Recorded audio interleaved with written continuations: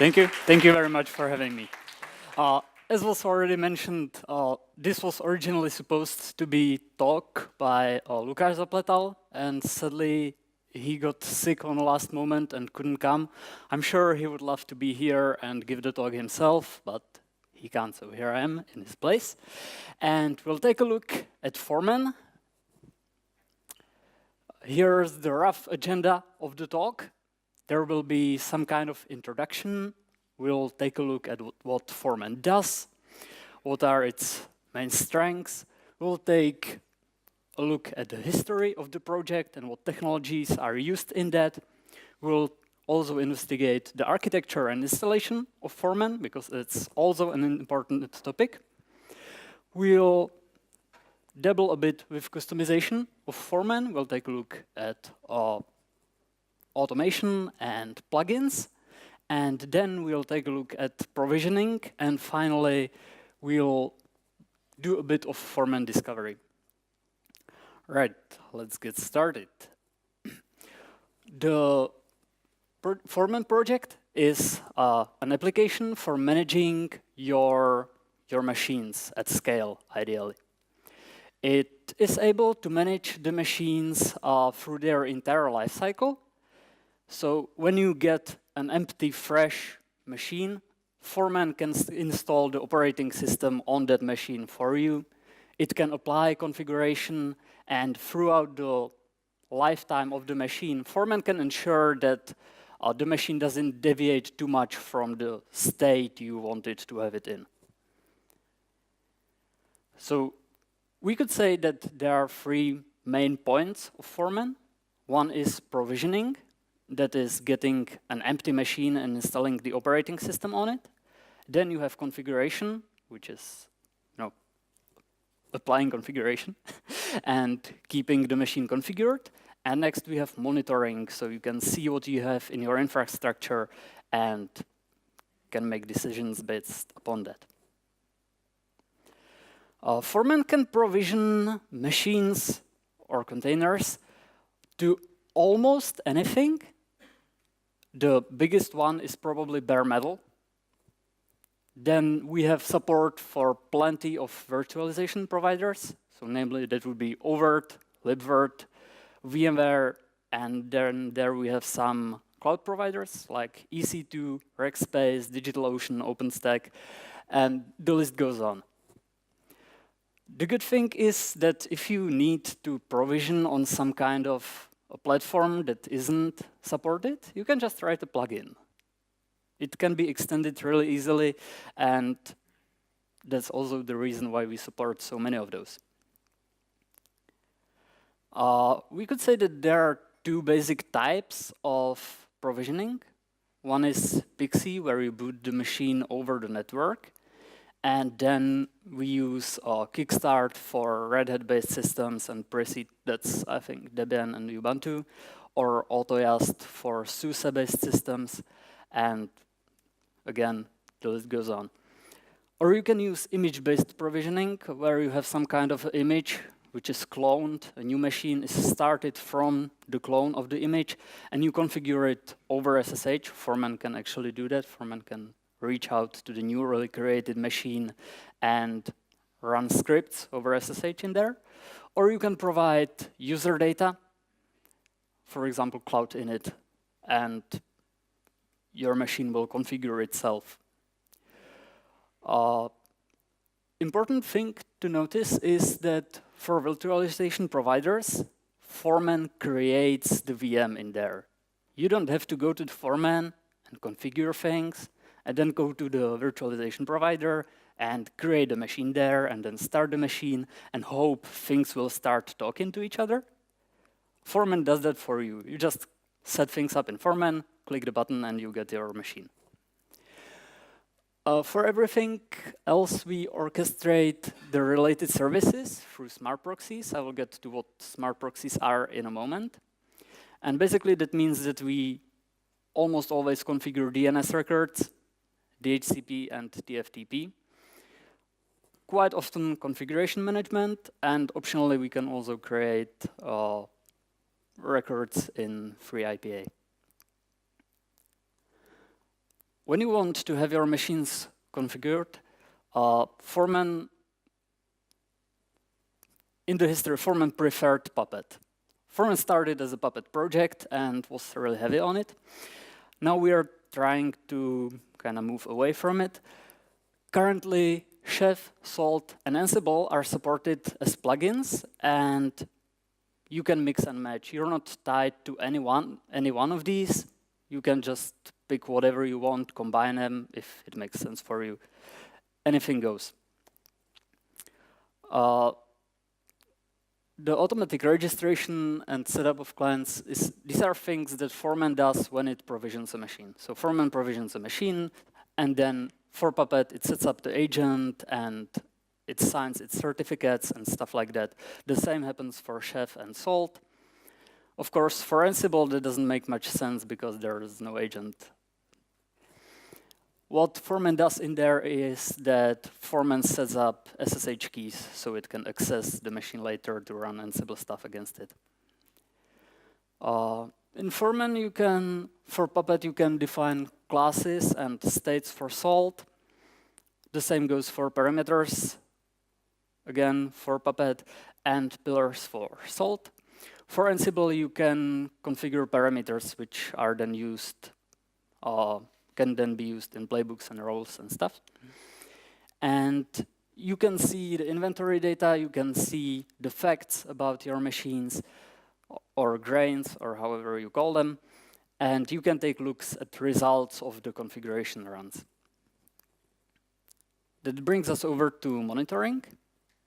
When you have some facts and historical reports about configuration applications, we provide an API with graphs and trends so you can take a look at how things changed over time, and you can go back in history and take a look at, okay, at this point things broke, or at this point things got fixed. We also allow you to import reports from ABRT and OpenSCAP. If you're interested in compliance of your machines, you can use that. There's a plugin for that. And if you have some data in Foreman, we have a pretty good search engine, I dare to say. And if you know there's data somewhere, it allows you to drill down to what you want to see really easily. It works across the whole application, and it is context sensitive, so if you're in the index of machines, the search is relevant to those machines. If you're looking at facts, again, it's relevant to facts, not machines or something else. Now that we know what Foreman does, at least from the 5,000 feet perspective, we can take a look at how Foreman's deployment looks like. Usually in a Foreman deployment, there's one central Foreman server and many smart proxies. Smart proxies can be located on the same machine where Foreman is. There's no problem with that. Or then they can be remote. They can be in a data center, in a remote data center on another continent. There is no limit to it. And these smart proxies take part of Foreman's responsibilities and perform actions on Foreman's behalf. So if you want to provision a host in a remote data center, all that you have to do is have a smart proxy deployed there in the data center, and you need to open one single port from Foreman to reach to the smart proxy, and the smart proxy handles the rest in that data center. So Foreman doesn't need direct visibility apart from this one port.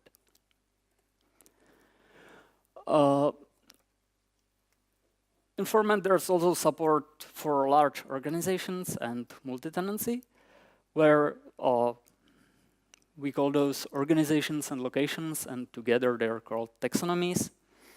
And they serve as a scope.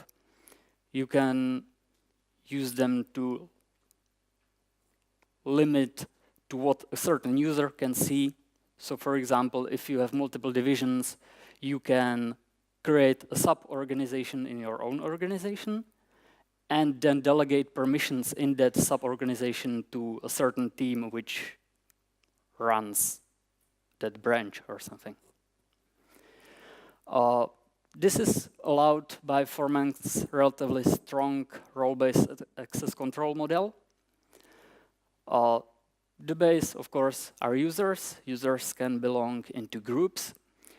Both users and groups can be assigned roles, and roles define what permissions the user or the group has. The permissions can be scoped additionally by filters. So if you want to delegate to someone permissions to, let's say, view hosts which have host name which starts with lowercase a, you can. It's possible. So it's pretty strong when used correctly. And Foreman also has support for integrating with LDAP and or Microsoft Active Directory. So you don't have to manage users directly in Foreman, and you can have the authentication delegated to elsewhere. Here's the diagram, a bit of what I talked about. In the center, there is the one central Foreman instance. In the red, it's the web user interface and the API. Those are the ways the user talks with Foreman. And Foreman, of course, stores information about the machines in a database, and it talks to LDAP. That's pretty standard, nothing new in there. In the top row, we can see smart proxies, and if you look closely, you can see that the smart proxies have different capabilities. The one in the top left corner can manage DNS and DHCP and TFTP. And for example, the second from right can manage Microsoft DNS. So not all smart proxies have to be able to do everything. They can be as light as you want them to be or as heavy as you need them to be. And again, these can be deployed anywhere as long as Foreman can reach that one single port. And in the bottom right corner, we can see that Foreman is deploying some machines into, for example, EC2, which runs somewhere and gets back reports and facts. Okay, history of the project. Project started in July 2009, which means that Foreman will be turning 10 this year. Initially, the scope of the project was only to provide a Puppet dashboard and do Pixie-based provisioning. It grew a bit since then. In 2015, we had 213 unique contributors. I'm pretty sure the number is higher by now. The core team is sponsored by Red Hat and covers GMT from -8 to +10. So almost all the time, there is someone from the core team online and ready to help. Foreman is also translated to 13 languages. I think these are the ones that are considered almost done or ready. There are translations underway for more languages, but they are like 47% done and not, complete. Foreman's community is quite healthy and friendly. So if you're interested in Foreman, feel free to stop by. You'll see for yourself. And currently, Foreman is used in Red Hat, CERN, EMC, Citrix, DHL, BBC, DIC, GoodData, Mozilla, eBay, and it is used as a base of several commercial products which expand the functionality a bit, and you gain support, official company-grade support or enterprise-grade support with that. About technology, Foreman itself, the core, it's a pretty standard Ruby on Rails application. It is targeted to run mainly on Unix platforms because we are now on Rails 5.2. Something. I think we need at least Ruby 2.2 to run. Sadly, if you want to start developing for Foreman, there's a bit of a learning curve. Yes, of course, you can just clone the repository, run bundle install. Then, because we have some modern JavaScript stuff, you have to also do npm install. You have to run a local Webpack development server. You have to run a database. And then you have to run the Rails server, and that should be enough to get the really basic environment which doesn't do anything. So there's a bit of a learning curve if you want to try developing for the Foreman core, but it gets better over time. For Smart Proxy, things are a bit easier. It's again a Ruby application which has a simple REST API written in Sinatra. It has quite minimal dependencies, and getting started with that is much simpler. You just clone the repository, run bundle install, and then run the process, and that's it. No additional databases, JavaScript stuffs, nothing. It also should run on all Ruby 1.8, which is pretty ancient by now, platforms, including Windows. So if you want, you can. Because Foreman is pretty big and has a lot of moving parts, let's say, we have our own Puppet-based installer which configures everything. The downside of that is that it takes over almost the entire machine. So it's not a thing that you know, I have a machine running which has, I don't know, a bit of spare CPU cycles, so I'll try Foreman in there. Not really. Foreman really wants its own dedicated machine or a VM. But anyway, we have packages for enterprise Linux-based distros and for Debian and Ubuntu. Some time ago, I saw that there are also ports for FreeBSD, but I'm not sure what the state in there is. The installer installs Foreman, yes. It manages everything, and it has quite sane defaults for proof of concept deployments.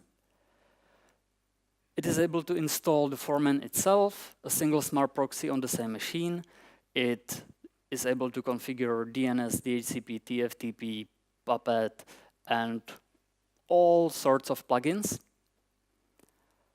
The default installation is quite bare, and you can enable lots of things by passing additional flags to the installer. The help of the installer currently has 542 lines, so there's a lot of knobs to tune. And there's also full help, which has about 1,500. That's if you really know what you want, you can go down and fine-tune almost everything. And if even that isn't enough for you, you can just provide custom hierarchy and define or override variables which are not controlled by the installer yourself.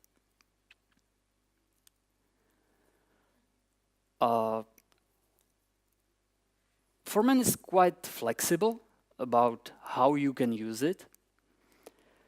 So nothing stops you from customizing your workflow to make it suit you. There's a lot of configuration options in the UI, where you can just go there, toggle them, see what it does. There's also a lot of smart proxy configuration values, and as I mentioned earlier, smart proxies can have different features. That means that if in some location you only need DNS, you can have a really lightweight smart proxy which only manages DNS, and it's up to you. If you're not really into UI, Foreman has an API and a CLI client called Hammer. If that's not enough, there's also the Foreman Ansible modules project. I'll talk about it in a moment. And if Foreman doesn't do something you would like it to do, there are always plugins. There are Foreman plugins, there are smart proxy plugins, and in the end, then there's the Foreman hooks plugin, which is kind of special, and I'll get back to that one in a moment. The API should allow you to do everything that you can do through the web UI, and the same applies to the CLI. All of our API is documented, and it's a full RESTful API. The documentation is available locally on your instance if you have one, or it's available publicly as part of the documentation when a release is done. Yes, Hammer is the CLI tool which talks to the API. Again, anything you can do through the UI should be doable through Hammer. You authenticate with your username and password. It's pretty easy to use, and if you need to script something, it's quite nice. Next, we have the Foreman Ansible modules. Just a notice, it is in no way related to Foreman Ansible. It just shares most of the name. So Foreman Ansible modules, as the name suggests, is a collection of Ansible modules to actually manage Foreman. So Foreman Ansible manages other machines from Foreman using Ansible, and Foreman Ansible modules can be used to manage the Foreman host using Ansible. There's a link to GitHub if you're interested in that. It allows you to create and maintain objects in Foreman, like global parameters, operating systems, taxonomies, that means organizations and locations, templates, settings, domains, subnets. There are some things for other plugins as well. Sadly, it doesn't cover the entire API yet, but the repository is pretty active and people are working on that really hard. And the entire project looks really promising. Here we begin our little tour of plugins. Foreman has quite a rich ecosystem of existing plugins. This is a screenshot from the documentation page. These plugins are the ones that have good documentation, let's say. There's also a full list of plugins, and it's much larger, but sometimes you have to get in touch with the author to figure out how to properly use it.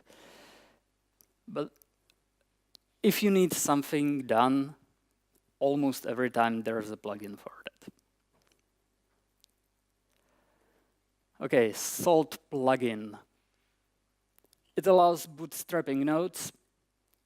There's an interface to auto-signing keys, so when you provision a machine, Salt minion starts there, and Foreman can sign its key. You can define states and pillars in Foreman.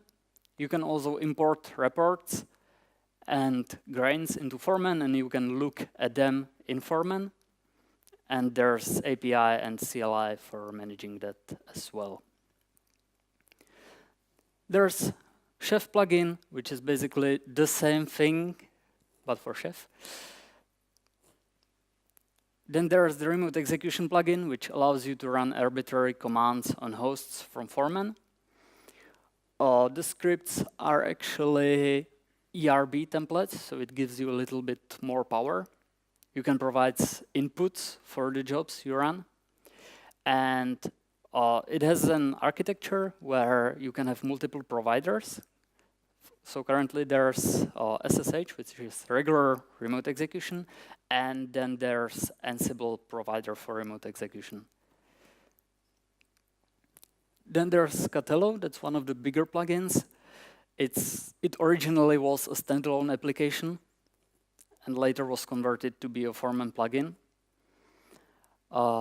It's a thing for content lifecycle management. That's the proper term for it. What it means is you can sync packages from remote repositories, and you can do some cool stuff with them once you have them locally. You can merge repositories, and you can filter repositories, and you can version them and have hosts access only certain environments of packages. So if you're into patching, it can really make your life easier. Yes, as I mentioned, you can pass packages along a lifecycle path through different environments. There's support. Normally, the packages go one by one, so you can't just, oh, I'll take this package and put it in production by skipping dev and QA. You can normally do that. But there are times where that is really needed. Like, you need to push one emergency patch, like when Heartbleed was found. You could just take the patch which fixed that and deploy it to all environments at once to have everything fixed. Catalog can also give you errata reports, so you can see if there are any known vulnerabilities for the packages installed on your machines and which machines have them. And in the end, if this is not enough for you, there's the hooks plugin, which allows you to write custom scripts, or they don't have to be scripts. It can be anything that is executable, and you can have these things run on when things happen in Foreman. So for example, when a build of a machine is complete, you can trigger a script which adds the host to Nagios to have it monitored. Or if you were deploying a web server, you can add it to a load balancer or something. And with this, you can do almost anything. What I think why there's so many Foreman plugins is because it's so easy to write them. They're a simple Rails engine. They have to fill a little bit of extra Foreman API where you actually tell Foreman about the plugin. They are distributed just as Ruby gems, which is really easy to do.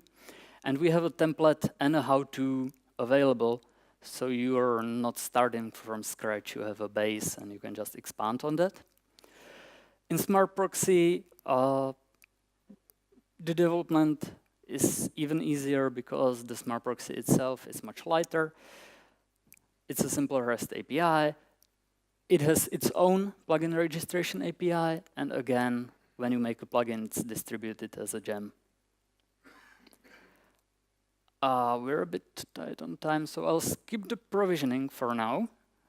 I'll get back to that later. Okay, talking time.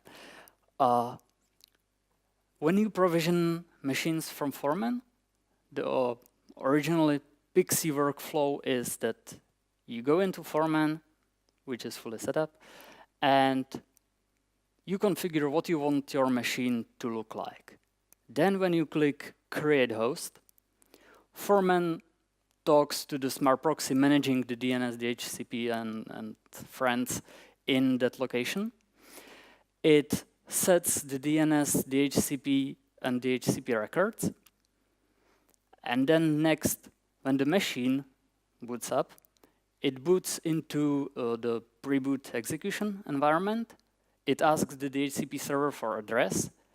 And with that address, it also gets next server and file name. Those are the official names of the options. And the pre-boot execution environment, because it got its network address, it can talk to other computers now. It asks the next server for the file name. That is usually some kind of loader. in Foreman that usually is Pixie Linux, but it can be iPixie or maybe gPixie too. And he asks the server for it, gets it, and executes it. So at that time, the machine is running Pixie Linux, and Pixie Linux behaves in a way that it again asks the server for configuration. And for a machine that is being freshly provisioned, there is a configuration specifically for that machine, which tells it which kernel to load, which initramfs to load, which parameters to pass to the kernel. And it loads all this stuff and boots the kernel with the initial initramfs. And then the installation automatically happens. At the end of the installation, the host calls back to Foreman that it's ready and reboots. The last thing Foreman does is that Foreman runs after provisioning things. So for example, for Ansible, if you assigned any roles to that host, it applies them to it, and you get your machine up and ready. There are several plugins which modify this workflow. One of them is boot disk. That is useful if you don't have the Pixie environment available. You can, from the Foreman UI, you can download an ISO, which contains already the network information needed for the machine you're about to provision. And then you just boot the machine you're trying to provision from that ISO, and it knows how to talk to Foreman, and it gets all the stuff it needs, and it provisions itself, or installs itself. And last one is Discovery, which turns the entire process upside down. Discovery does that.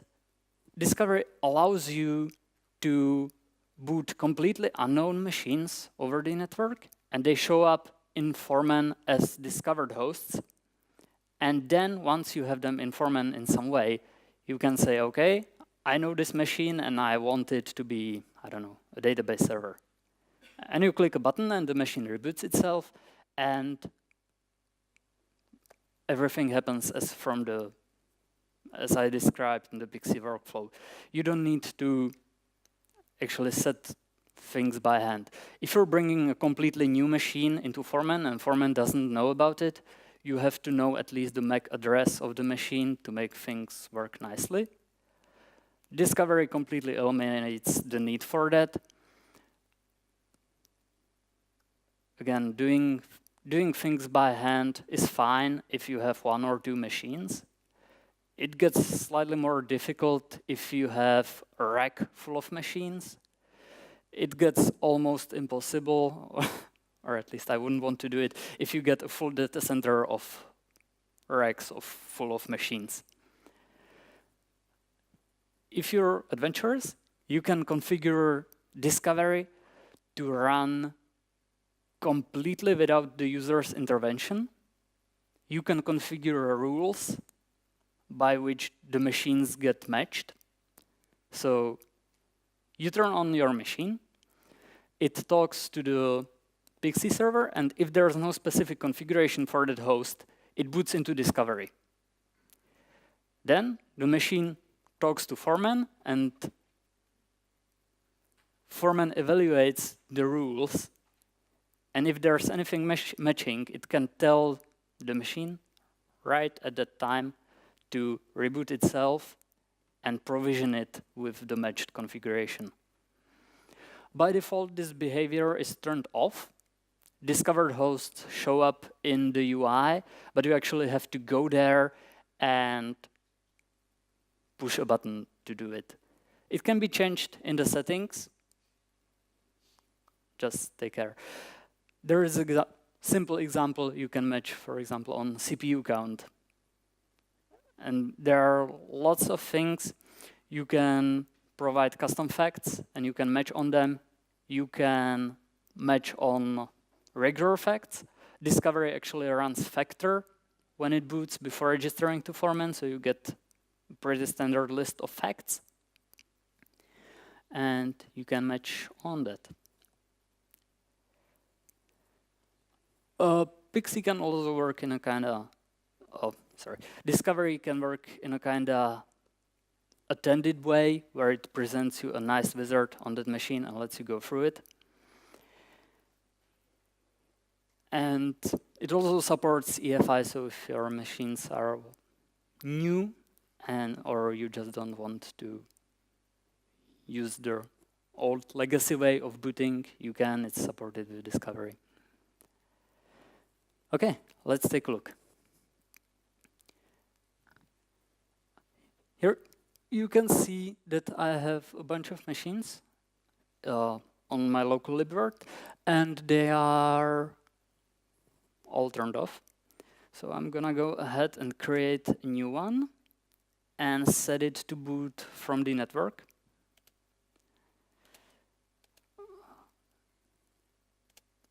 The Discovery image is based on CentOS, so I'll just put that in there. We'll give it a bit more memory.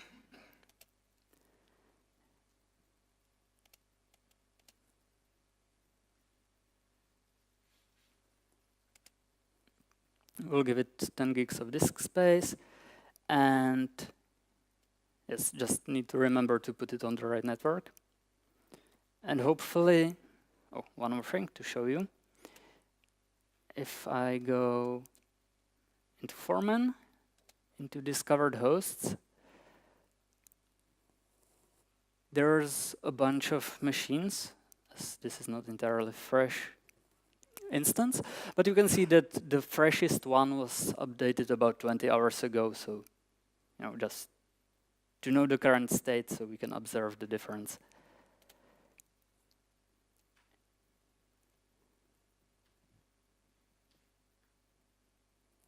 And I start the machine, and I hope we will get to its console. It will be a whole lot less entertaining if we don't.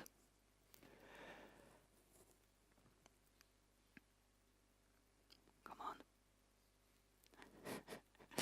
At least you see this is live. It's not pre-recorded, right?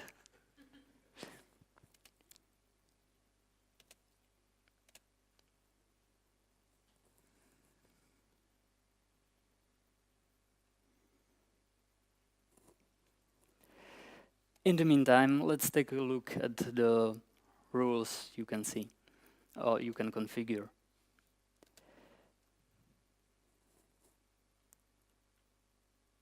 Where was that?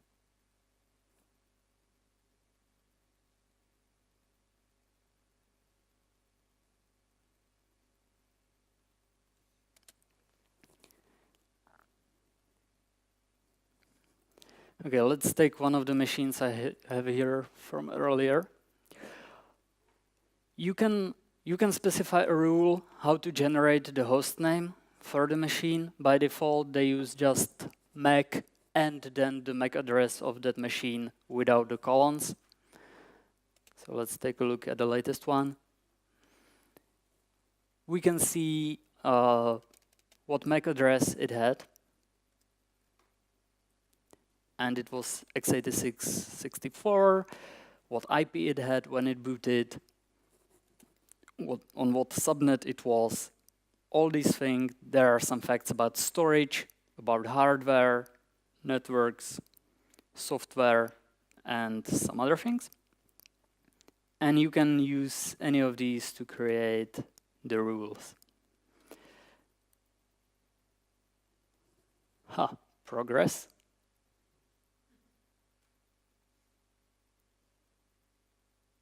Not enough. Okay. When you have a host in discovered hosts, what you can do is you can just tell Foreman to provision it. And you can either do it the easy way. If you have a host group pre-created, you can just select the host group and click create host, because the host already knows everything it needs, or Foreman needs everything it needs about the host. Or you can click customize host and go through the entire host form, and you can override anything you want in there for that machine. Then when you create submit, the machine will be provisioned according to the things you configured. And yes, if you have rules set up, you can just click auto provision and it will pick the host group and all the other things for you based on the rules and provision the machine like that. And if we take a look at the rules, we can see that there's a demo rule which has a limit of 300 hosts. It has a priority of 100, where the lower the priority, the higher the number, the lower the priority. And it applies to all hosts which are in the 192.168.73 domain.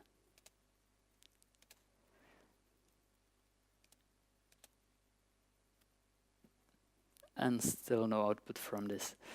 So I'm gonna move ahead and ask you if you have any questions about what you've seen. Any at all? Any questions? We have time. Don't be shy. It's included.